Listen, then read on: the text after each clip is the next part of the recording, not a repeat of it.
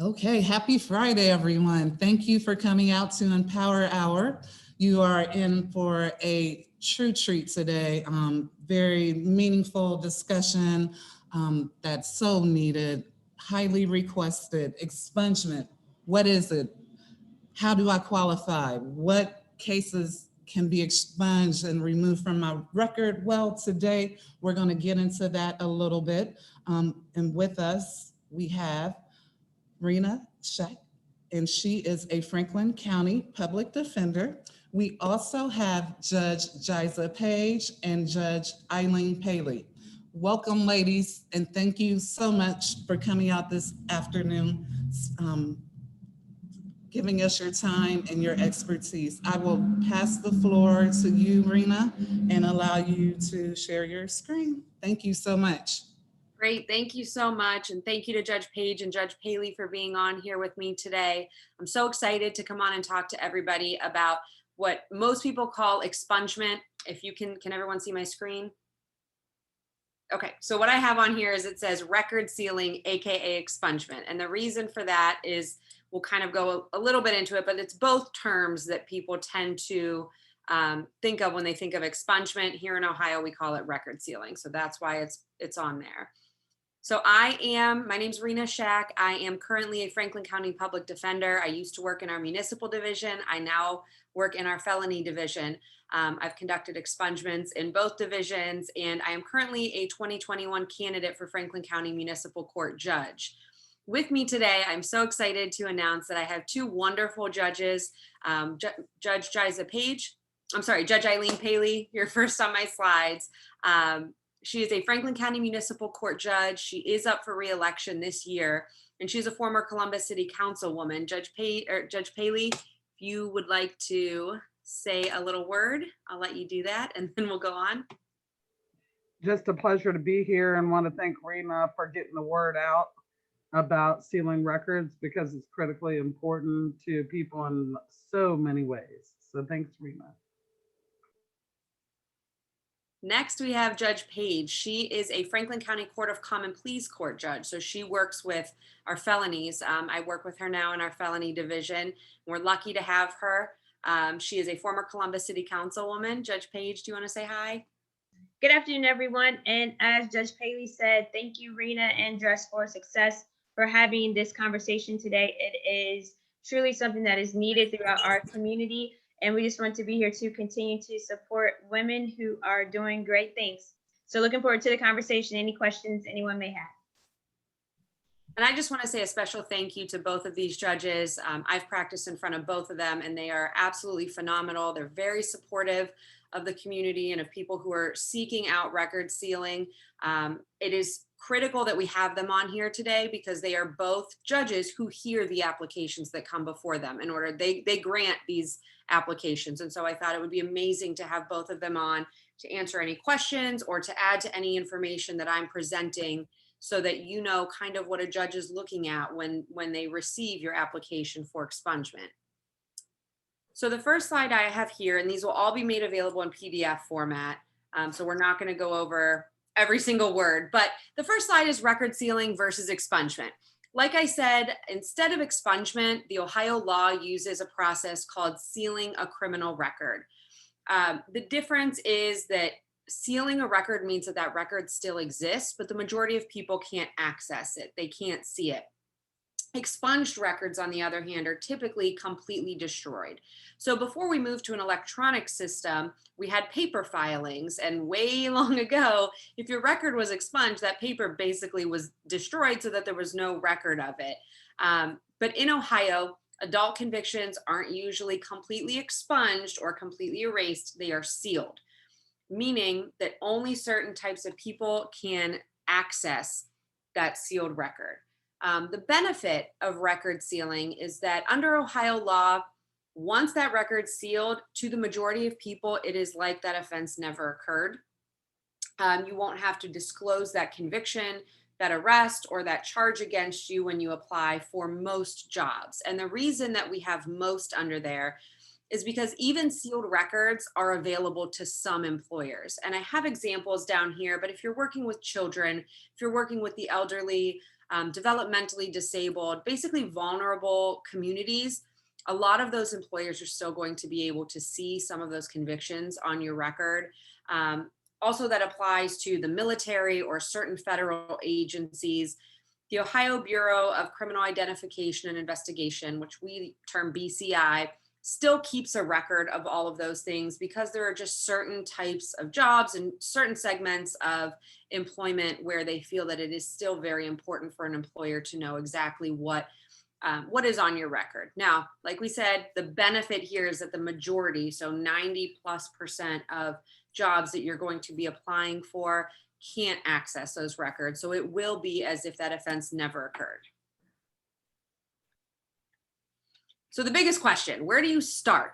Everybody, when they're thinking about, oh, I have something on my record, I'd really love to get it taken care of and just taken off that record. The biggest question is, where do you start?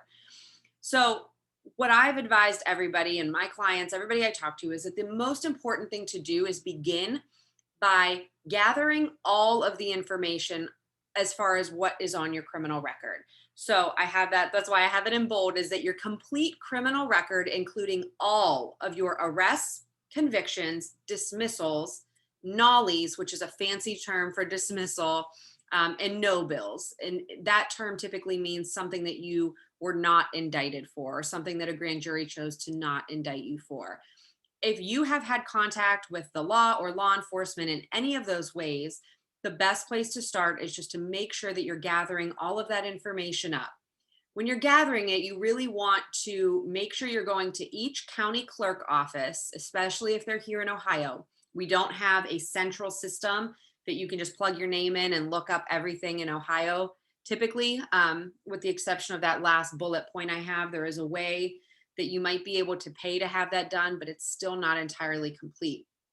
The best advice is to go to each county where that contact has been made and get a record of what that contact is. That way you can gather it all up, and then we can start the process of whether or not you are eligible for record sealing. And please, if anyone has any questions during these, mark them down, put them in the chat if there is one, and I'm happy to address them at any point in time. Excuse me. So after you gather everything up, biggest question after that is, well, am I even eligible? And the only way to know that is to get the complete portfolio of what the contact with law enforcement or the law is, so that somebody can advise you, or that you can look up for yourself whether or not you fit into one of these two tracks that I've labeled here. Now, the law just changed probably about a month ago. So a lot of the things that you're going to find online with regard to Ohio record sealing are not necessarily accurate, as I found out earlier today, because it did change and it took effect about a month ago. So these are the new tracks. And I have the Ohio Revised Code section up there at the top, which is the actual law that states what these two tracks are. I've tried to condense them in a more readable format so that everyone can understand. But track one, which is amazing, is essentially that you can have an unlimited number of felony 4s, felony 5s, and misdemeanors. So no matter how many of those you have, you are eligible under that track if that is where you fall. However, there are some exclusions to both of these. And those exclusions is that you can't have any of those being felony sex offense convictions, and you can't have anything that's labeled a violent crime here in Ohio. So that includes felonies and misdemeanors. I have another slide that will go through kind of what those are. But as long as you fit into that category for track one, after you've gathered all that information up, then we can start having the conversation of, are you eligible under that track? So track two, if you don't fit into that track one, is that this one's a little bit more confusing. So you have to have no more than 2 felonies, or if you have exactly 2 felonies, you can't have any more than those 2 felonies and 2 misdemeanors, or 4 misdemeanors. So I have "or" in capital letters because this portion of the bill gets really confusing. Technically, it's all one subsection, so it's all track number 2, But within that track number 2, there's those 3 different ways that you can fall into this track. The 3 exceptions here are that minor misdemeanors don't count towards your number of convictions, which is wonderful. And that goes for track 1 as well. The good thing here also is that multiple convictions from the same incident can be counted as one. So let's say you have one case, it's the same offense date, it's the same exact course of conduct, but you have 3 or 4 different charges that you were either found guilty of or pled guilty to. If those are stemming from the same offense, then they are only counted as one, as long as they fit within these exceptions. So that's a huge development, which allows us to kind of get through these 3 confusing ways that you can apply here. These have the same exceptions with regard to the sex offense convictions and the violent crime convictions. But it also has this addition here that says convictions for related criminal acts committed within 3 months of each other that were handled by the same court at the same time can also count as one conviction. I put that as a separate bullet point because it's confusing, but it kind of acts as that second bullet point kind of in the same way. So there's a time frame where they can look and see whether or not multiple convictions can be counted as one. Track 2 is definitely more confusing than track 1. So that's why it's so important to have all of your documents gathered up so that when you are going to the self-help center or you're going to an attorney who can look at these things for you, we can really, parse through them and see which one of these multiple avenues that you might be able to fall under so that we can apply for you. So this next slide has a million words on it. And I'll just go over kind of on the left side what you see in the blue, and the right side, like I said, you'll have a PDF format of this if Dress for Success can email it to everyone. And these are kind of the detailed versions of what's on the left side. So convictions that currently cannot be sealed in the state of Ohio are 1st and 2nd degree felonies. Also convictions that carry any type of mandatory prison term. So there are a few of these offenses that are in this white area that carry mandatory prison terms that are just not going to be eligible to be expunged, even if they are not offenses of 1st or 2nd degree felonies.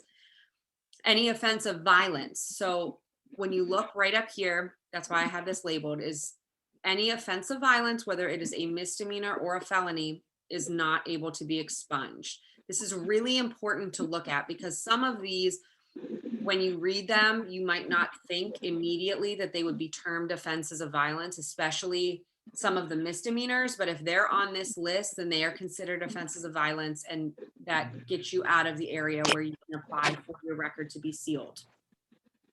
Sexually oriented offenses, those are all listed under here. Convictions for OVI and physical control also cannot be sealed. And the reason for that is that in Ohio, the level of the offense for OVI that you're charged with is what's called an enhanceable offense. So once you get a certain number of DUIs, or what we call OVIs, then that can become a felony, depending on how many you've had on your record. And so it's really important for the state of Ohio to be able to see how many of those offenses are on your record so that they can determine what category you fall under. So those are not going to be able to be sealed, unfortunately. Next is that convictions for most traffic offenses also cannot be sealed. It's a similar reason for the OVIs and the physical controls, is that when it comes to BMV points on your license or things of that nature, they really need to be able to look at what is on your record as far as those traffic offenses. The last one is convictions where the victim is under 16, with the exception of what is called non-support, so child support cases. But any case where the victim is under 16 typically is not able to be sealed.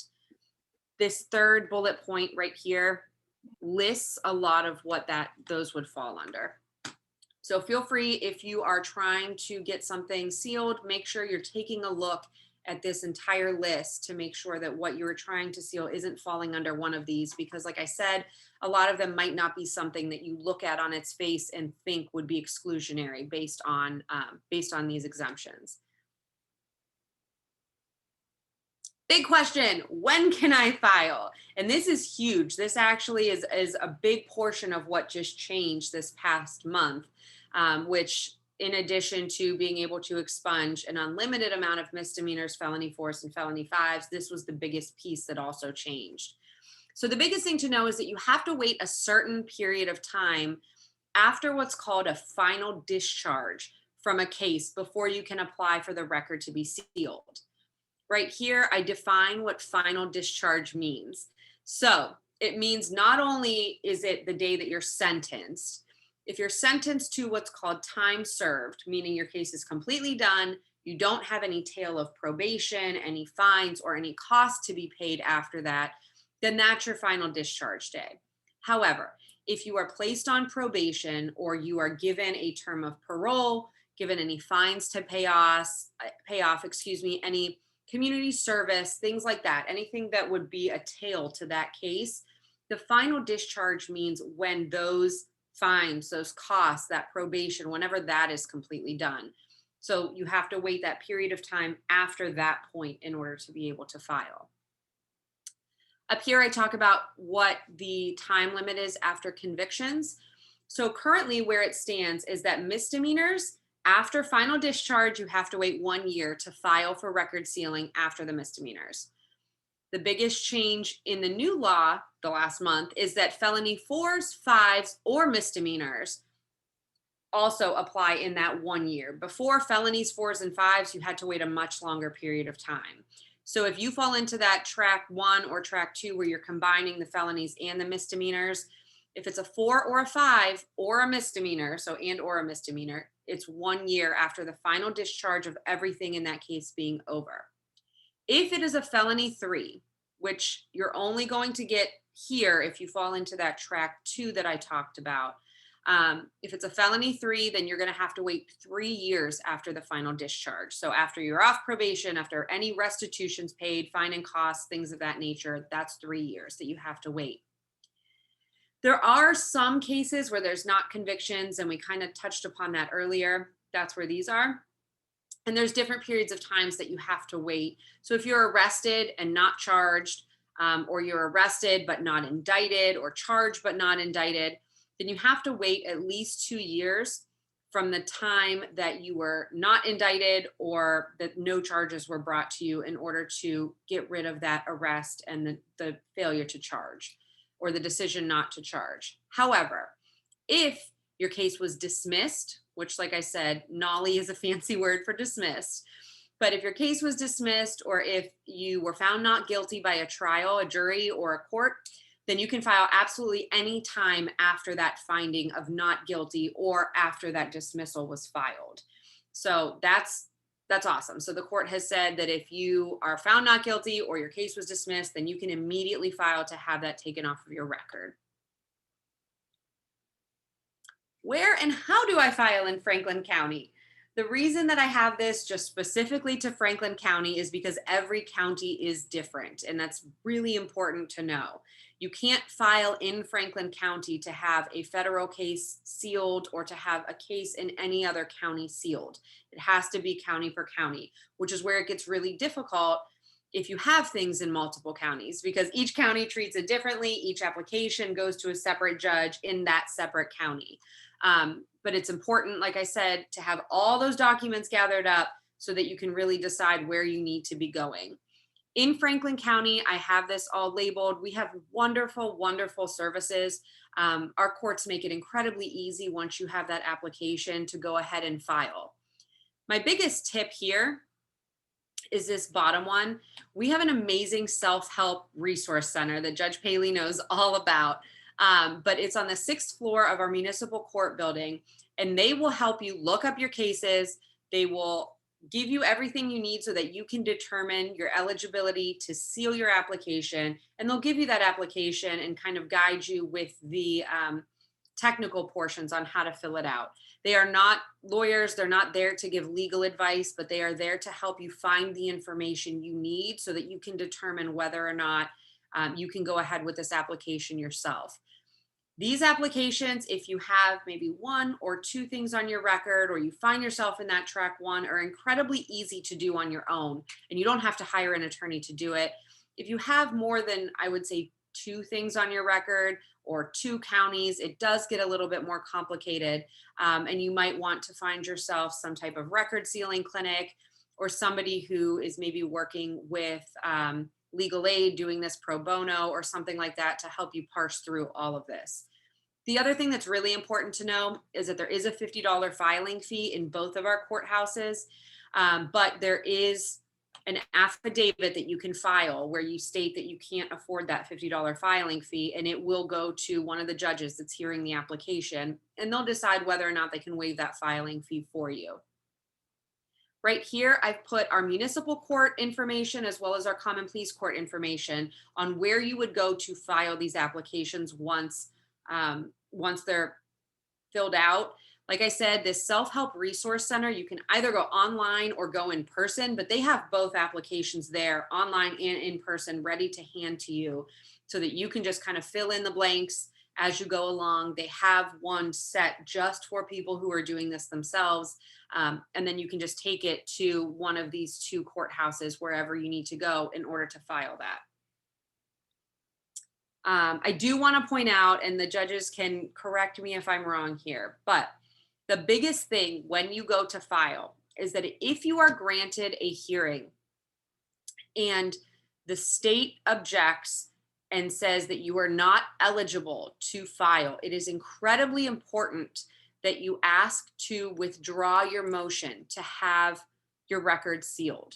Because if you don't withdraw your motion, some courts will find that you have waived then that ability to get those sealed. If you are outside of the bounds of eligibility, it can really hurt you. So if you get there and somebody tells you, look, you're not eligible, most judges in our county, and Judge Paley, do you want to pop in there? I see your hands up.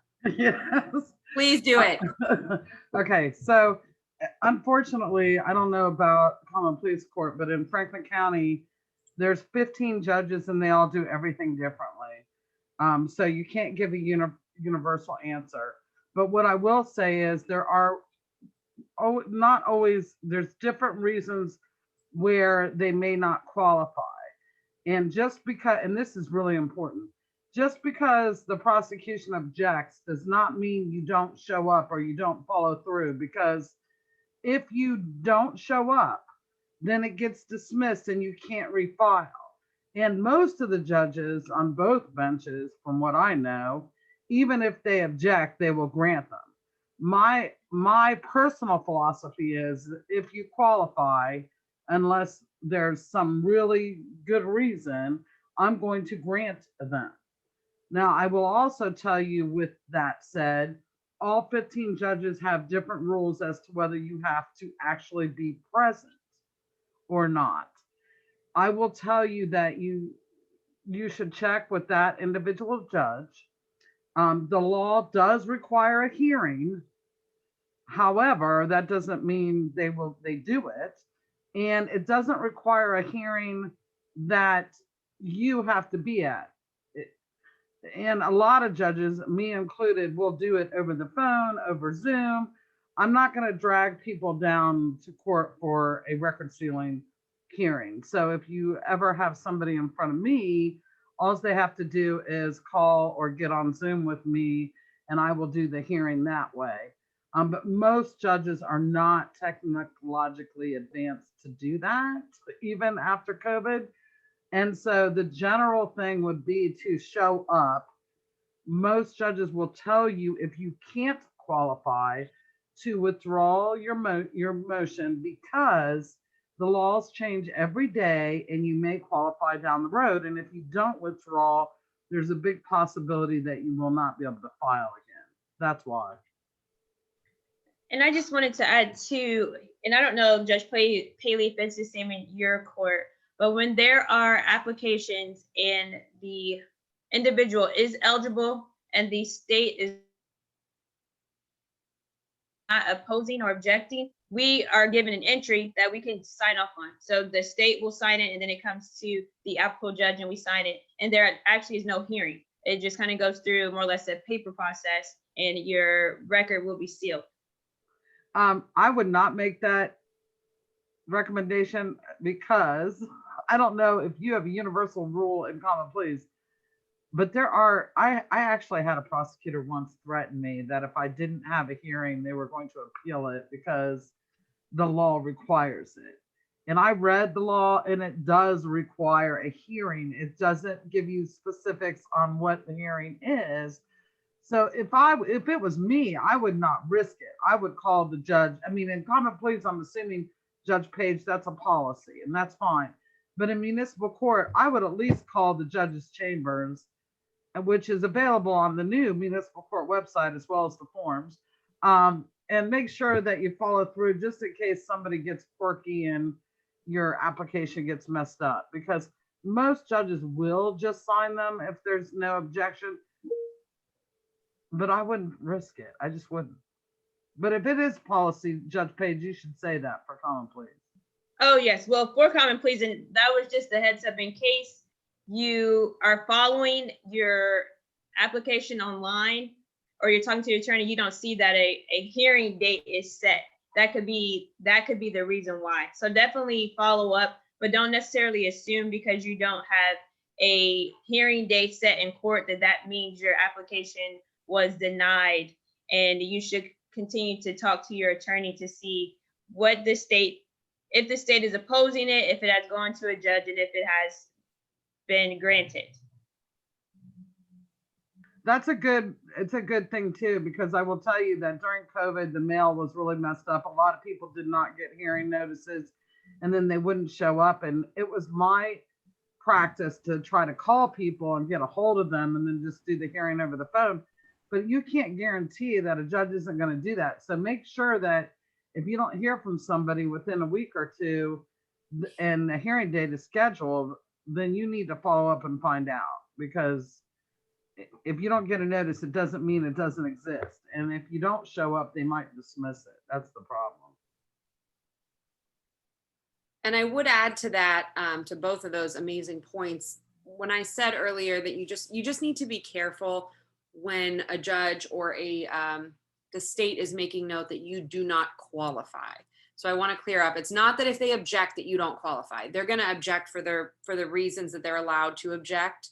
Meaning if they think that it's beneficial for the public to know about the record that's on, that you're trying to get sealed, or for any number of reasons. But if a judge is saying, I'm sorry, under current law, you do not qualify, it's very important that you know to withdraw your motion. Our judges here in Franklin County are almost all completely amazing and will just say to you, I am going to, do you want to withdraw your motion? And like kind of shake your head, yes, or I'm going to refund your money for your application and withdraw your motion, because most people don't know that. But out of county, I can't speak for a lot of those judges. And it's just really important to know, because you're going to waive your ability to file in the future if somebody's telling you you're at your hearing, you are not eligible, and you don't have that motion withdrawn. But also, Rena, make sure that you understand why you're not eligible. Yes. Because a lot of times that can be cured.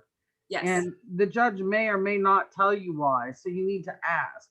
And sometimes it's because you didn't pay your court costs and fines. And I've told people, sometimes I wipe them out just so they can go forward. And sometimes I'll say, go downstairs and pay them and come back up, because then you qualify. So it depends on, or the probation department failed to say you completed probation. Something stupid, because you may qualify and you don't know that. Yeah, it's so important. And like we said, is that there's just those little technicalities. If you have some restitution that there's no marking from probation was completely paid off, but you paid it off, that could be holding up your application. Or like Judge Paley said, if you have a little bit of a fine left or some costs that you didn't remember you had to pay, that can all be taken care of in a way that, did my screen just turn off? In a way that's beneficial to you and will complete. You can still see your screen, but not okay. the PowerPoint. Okay, let me figure out what just happened. Somebody called my phone and it went onto my computer, so I'm so sorry about that. Judges, I did want to ask you while I figure this out. are there any things that you want to talk about that you both look at when you get an application? What are you weighing? What's the state usually asking for? What's in the defense's interest? Is there anything that you want to give people tips on what's best to make sure they're sharing with you? Well, number one, I want to add a couple things that from what you've already said. Okay. There is a new program that you don't know about, Rena, and I don't think Jiza does either, Judge Page. Councilmember Doran is doing a program called the Opportunity Port, and it will be online and you can apply online. So watch for Opportunity Port. It's a little bit, it's been kind of, it's because as you can see how confusing this is, that's why it's taken so long to go up, because he started this a while ago, but it will go up. I will not tell you that it'll be completely successful in that you will get your record sealing done without leaving your house, but it will be helpful in getting it started. Let me just say that. As far as whether you need an attorney or not, first of all, the self-help clinic, as Rena knows, is the best place to get your record sealed in the world. They are experts.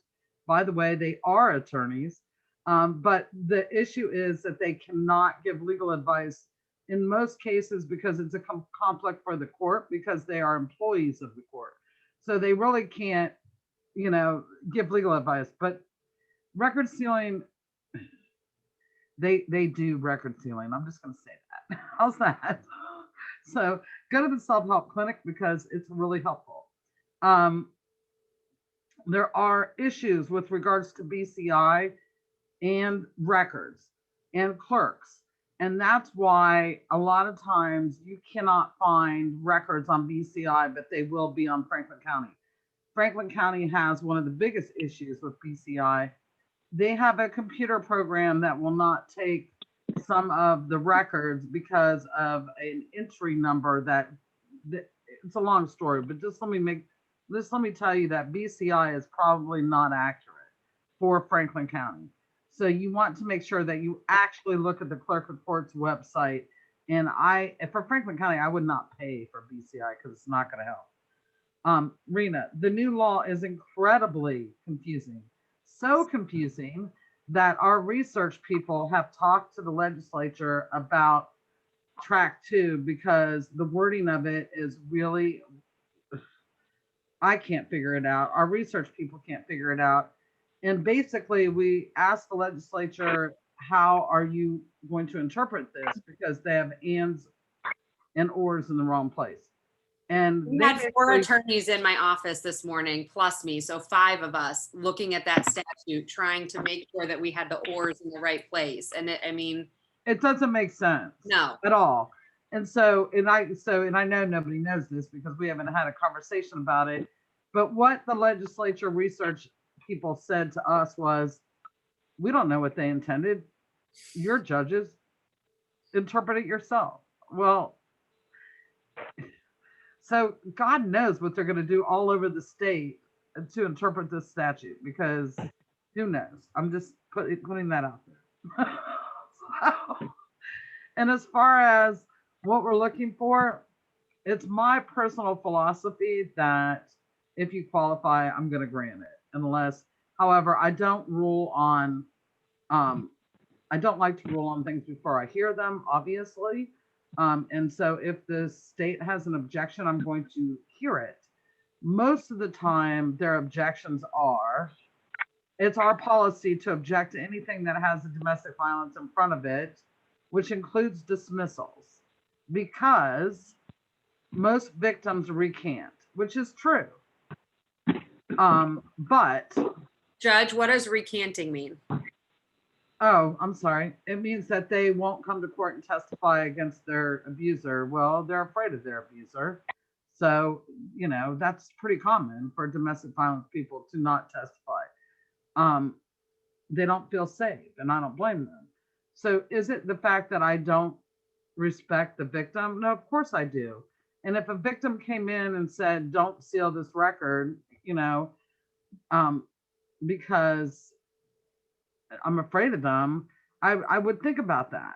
I would strongly think about that. But that would, you know, but you're innocent until proven guilty. And if the case is dismissed, as far as I'm concerned, um, you're not guilty.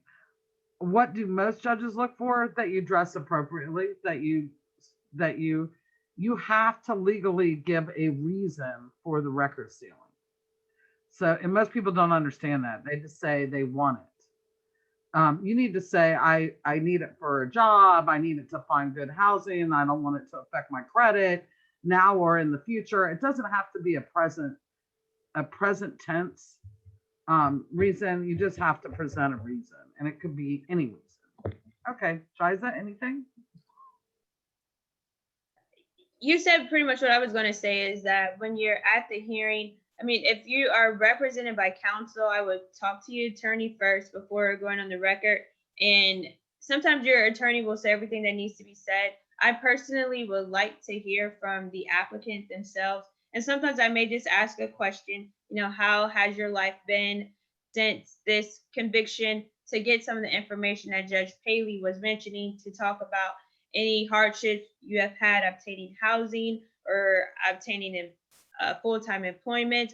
For other individuals, they want to be able to be a member of their PTA or to volunteer with their child's football team, and there could be a conviction on their record that is prohibiting them from doing so. So that's really helpful information. I know sometimes, you know, this process can be scary or you're nervous, but just having a short statement, I think, is helpful for the court in making that decision. And another thing I would add, that if you are not eligible at this time, don't be discouraged. As Rena and Judge Paley both mentioned, the law is frequently changing around sealing records. So there could be a day, I mean, we don't know, could be next week, where you may be ineligible to seal your record. So continue as best as you can, just to, you know, and we have difficulties doing this ourselves, and we all have legal backgrounds, but just keeping up with the law. And if you were a victim of human trafficking, as was discussed, there is an expungement process that's different from sealing your record. And I would just suggest that you go to the Self-Help Resource Center, reach out to the Public Defender's Office or the Legal Aid Society of Columbus. That process is a little bit more cumbersome, a little bit more difficult than the typical record sealing, but to have some guidance through that, that is definitely a tool to use to expunge those convictions if you were a victim of human trafficking. And that's pretty much all that I have. Thank you so much, Judge Page. I know I didn't mention that, but I think that was added, what, last year, that human trafficking exception. And we were talking about this before we started, but the law changed last year to expand eligibility, and then it changed again last month, or the middle of April. So it's like once a year the past few years that they've really been expanding the amount of things that can be sealed, the types of things that can be sealed, and we keep just seeing it being more and more expanded. So I think that's a hugely important note, is that if you're not eligible right now, come back next year. Make sure that the law hasn't changed, because it's been changing and we can't even keep up with it, and we're in the courts. So if anyone has any questions, or if the judges have anything else they want to talk about. I would also add, and some people aren't aware of this, that records also affect your credit, and pretty substantially. So if you have a theft when you were 18, or an underage drinking, or something stupid that younger people do, and you can't figure out why you can't get your credit to get higher, that might be the issue. So it does affect your credit. So that's a good reason to get it expunged. And don't let the law intimidate you, because it's not as hard as it looks. And the self-help clinic and legal aid, it's very easy to navigate the system, even though it's complicated.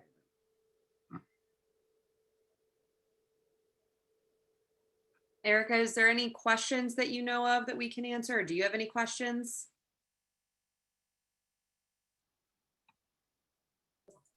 I was just checking the chat. There's a question saying there is a woman who was trafficked by her parents, does she have to prove it? And this seems to be directly related to offenses. So if I was trafficked by my parents and there's something on my record, do I have to prove that it wasn't the result of my own offense, but I was a child, or is there anything that she would have to bring to prove, to present that it wasn't her to get her record expunged? I don't know if Judge Page has more information, or even Rena, because I actually have not done one. And they are usually done in the catch court, which is the human trafficking court. But I will say that the difference between a regular record sealing and the human trafficking expungement is it does absolutely remove it from your record permanently. And it removes all things that are related, which does not just mean soliciting. It could be drug abuse, it could be theft, it will eliminate it all in one swoop. I don't know if you have, I think obviously there has to be some evidence of human trafficking in order for you to apply. Do you know, Judge Page? Yes, so I'm looking at the application that you filed with our court, and it just asks you to, which is different from the application for just filling the record, to describe why you engage in the acts that resulted in the listed conviction or guilty plea.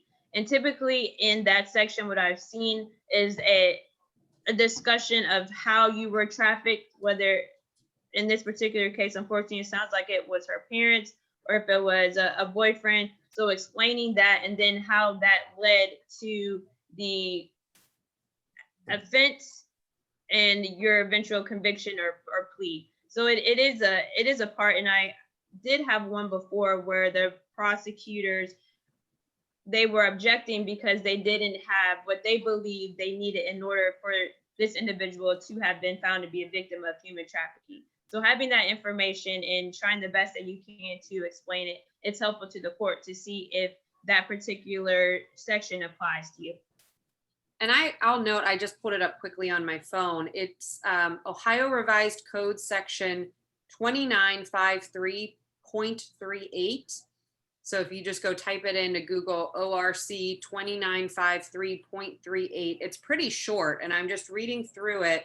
But it does, I mean, all it says is you have to file the application, and it describes in just numbers 1, 2, 3 what has to be included in that. And number 2 says describe the evidence and provide any copies of any documentation showing that the person is entitled to relief under this section. So I would take that to mean that, I mean, obviously most of our human trafficking victims aren't going to have documentation where there's proof that somebody was trafficking them. But when I read that, I take that to mean your ability to being able to describe exactly what happened to you, why you believe that you fit under this human trafficking exception here for expungement. I think that the more details you can provide, as long as you're comfortable with that, it's probably better for the court to make the determination that yes, you fall under this category. And Rena, what's the number again? ORC 293? ORC 2953.38. And it's literally titled Expungement of Certain Crimes for Victims of Human Trafficking. Okay. I will tell you that an example would be, for example, that I have a John who I am human trafficked by, and he takes all of my money when I'm done. And therefore I've been stealing to feed myself, or he got me addicted to drugs and only gives me drugs when I perform for him. Those are the kind of explanations of why you would have a drug abuse or a theft and not just a prostitution charge. And that's why they eliminate all of them and not just the soliciting charges. Nice. That's good to know. Thank you. Is it helpful to write a letter, a personalized letter with the application, or wait until the potential hearing? The application requires that you put something on a reason, which is kind of a letter. Our application is different. Oh, So you can either include a letter with the application or just wait for the hearing. My defense attorney advice, if I were telling a client, is I would just wait to present the letter at the hearing. You never want to give up what you're going to say to somebody who might be objecting to your application. But that's just my perspective as a defense attorney. However, Rena, if the letter is included, I might grant it without you coming in. However, she's probably right. You're an exception, Judge Paley. And that's one thing too, just as Judge Paley and Rena have both mentioned, just being mindful of which court you're filing, and our applications, the common pleas court and the municipal court applications are different, and just make sure that you have the correct application, that you are filling out every single page, and that you are filing it with the correct court. And that, so two things that I highlighted was that make sure that you fill out everything, and that the Self-Help Resource Center is the best bet, because we often have women say, can I do it myself? Do I need to hire a lawyer? Things like that. And I know just with previous conversations with Rena that you absolutely can, but there are resources out there like the Self-Help Resource Center. So for all of you that are on here, please take advantage of that. You will receive a copy of the slides, and don't be afraid to use your voice. Your voice is what's going to help you in front of the judge. And we see that, is there a Jeff Brown on here? Is that Judge Jeff Brown? Is he on here? There is a Jeff Brown on. We weren't sure if that's Judge Jeff Brown or not. If it was, we were just going to say hi. He's on mute. Okay. Are there any other questions, Erica? Let me check my chat. It doesn't. I will also say while you're checking that, Councilwoman Shayla Favor and Councilmember Dorrance has also helped us to put more people in the self-help clinic. So we now have 3 attorneys, and now we're going to have 3 interns. And so usually it's pretty easy and quick to get in there, and you don't have to have an appointment. You can walk in from 9 to 3 as long as the court is open. So check to make sure the court's open. Like, we're closed for Juneteenth next Friday. You know, if it's a holiday, obviously we're not going to be open. Or if there's a flood or other great things that happen in municipal court. But normally or if they're out in the community, sometimes they're not, because they do clinics. And now that we're going out there, there are going to be expungement and record sealing clinics that the judges, the self-help clinic, the public defender's office, they all come out. And I think last time we did it at the the King Arts Complex. Yeah, that's what it was. And there was a line around the building. I mean, literally hundreds and hundreds and hundreds of people. So it was very well received, and a lot of people we made happy. So watch for those. We will try to get them out through press. I think we ended up staying hours after it was supposed to end. Because because we cut off the line. We were supposed to be done at 3, and we cut off the line at 3, but I think we were there till like 6. Yeah. And we had like 50 or 60 volunteers.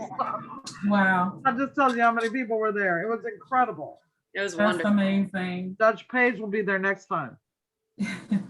And the beautiful thing about those clinics is, just so if everybody, if you have the opportunity to go, is that Judge Paley and other judges are there, and they can actually take care of your fines and costs that need taken care of right there. So I remember Judge Paley had all the other judges on her phone. She was asking if she could waive people's fines and costs if they were eligible otherwise. So if that was the only thing holding them back.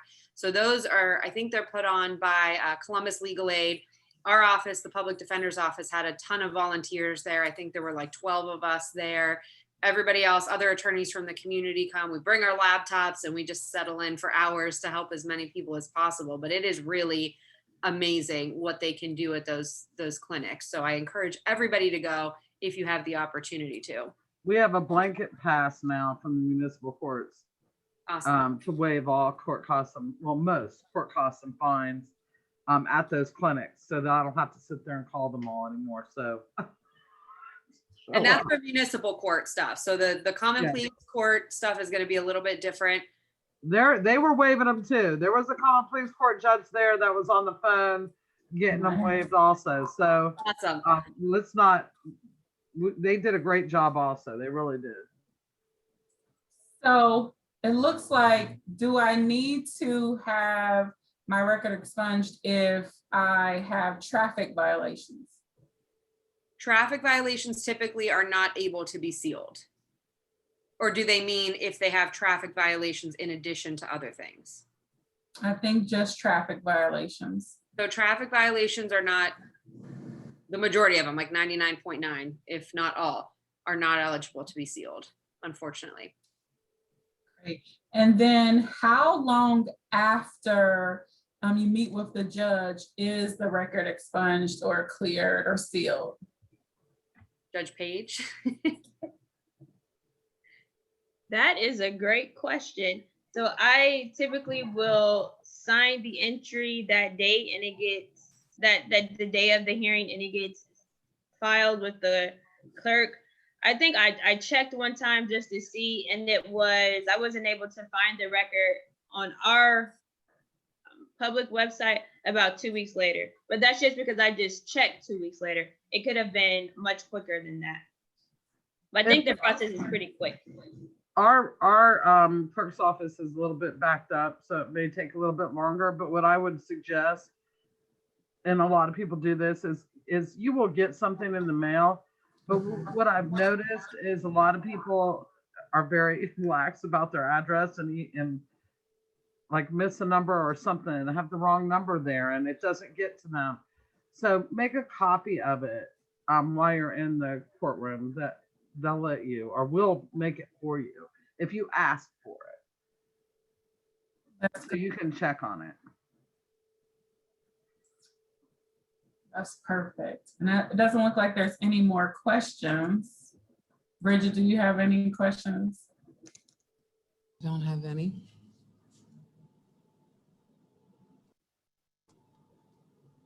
Rena, I think you did an awesome job. That's probably the best presentation I've seen so far, and I've seen a lot of them.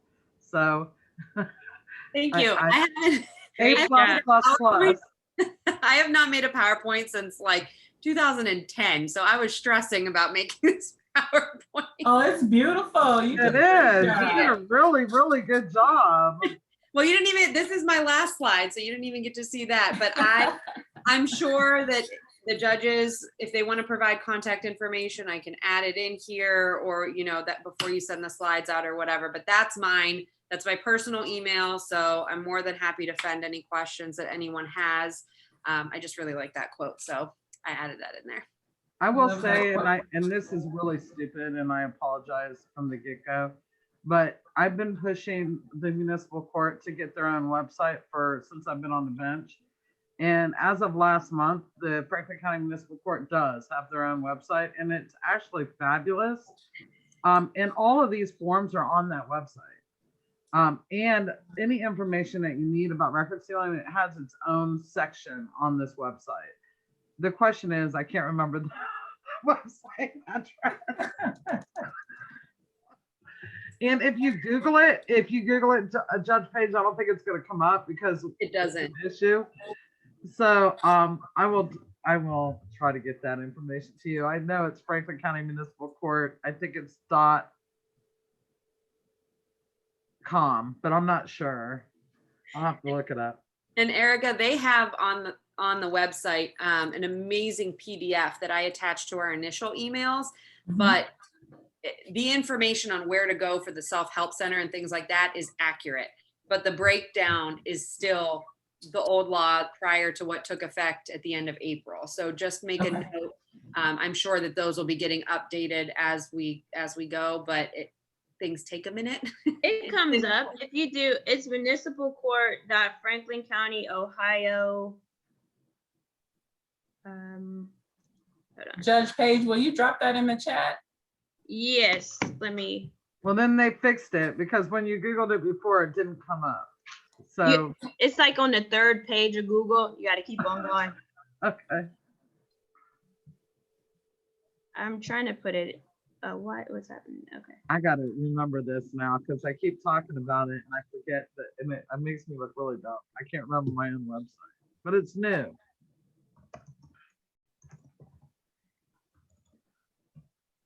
Did I successfully stop sharing my screen? You did. Yes. Wonderful. We still want to know who Jeff Brown is. Months of Zoom.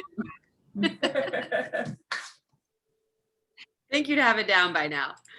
Well, Erica, I'm so happy we had this. I'm so grateful to Judges Paley and Page for being here. I mean, this is something that truly just follows you. If you're eligible, why not get it sealed so that you can move on in a better path? You know, this doesn't have to follow you forever. You can get over it. You can move forward in an incredibly positive way. And obviously, I love the mission of DRESS, or else I wouldn't be on the Yes board. But I think this is information that is just invaluable. So to have two wonderful judges here to give their perspective is incredible. And I thank everyone for being here. I do too. Thank you so much for just taking time out of your busy schedules. It's a Friday.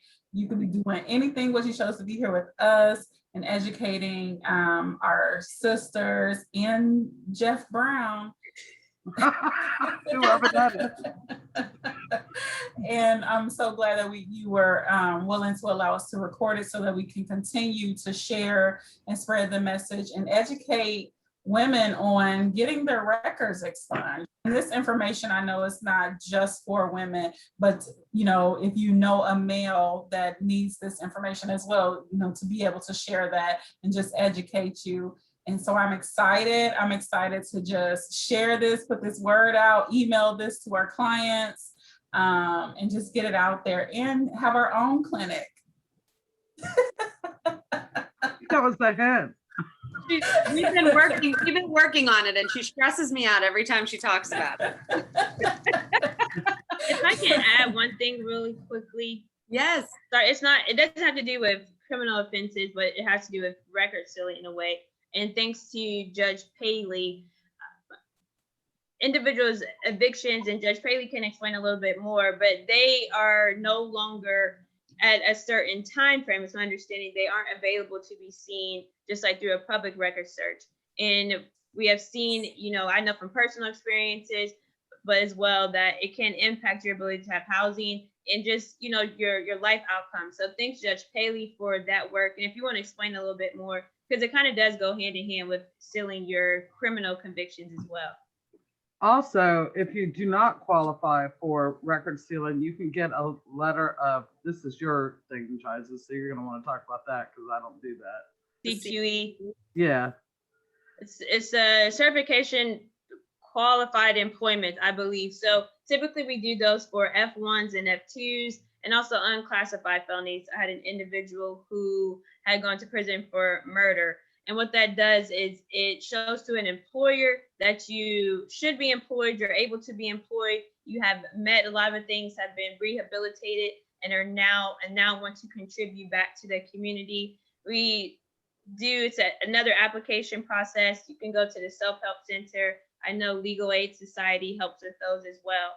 So if you have, and that's typically the higher level offenses, again, that's another opportunity just for you to begin to, you know, I guess, do things that you may have originally thought you wouldn't be able to because of your record.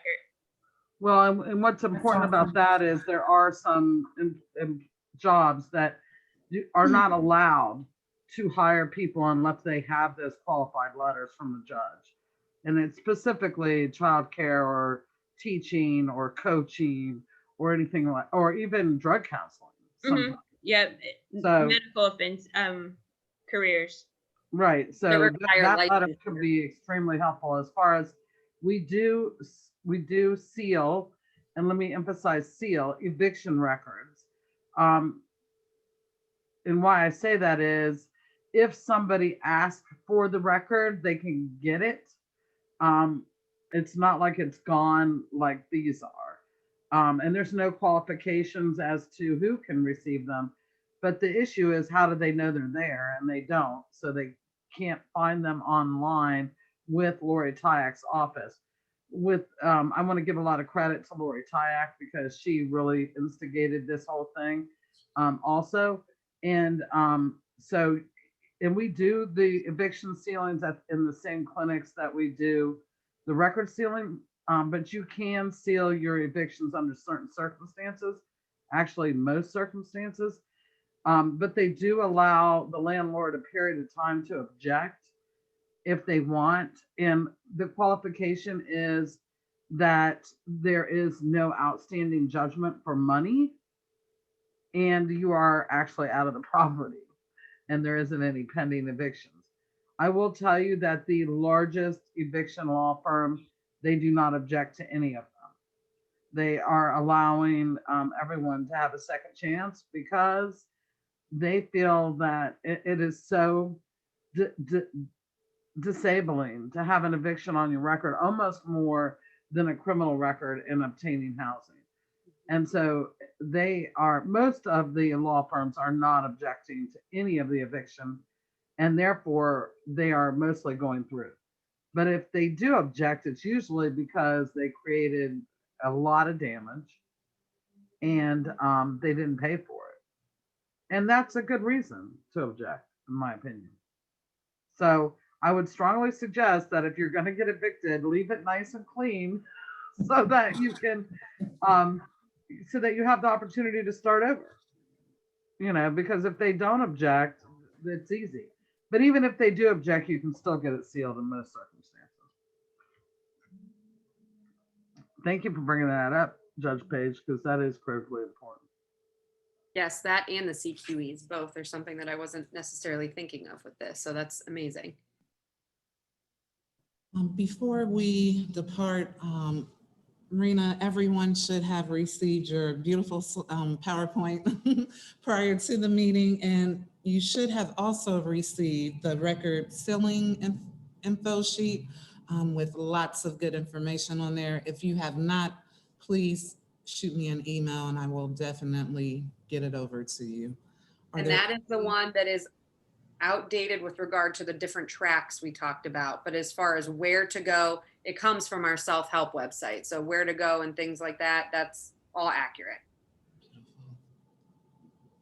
Are there any final questions? No?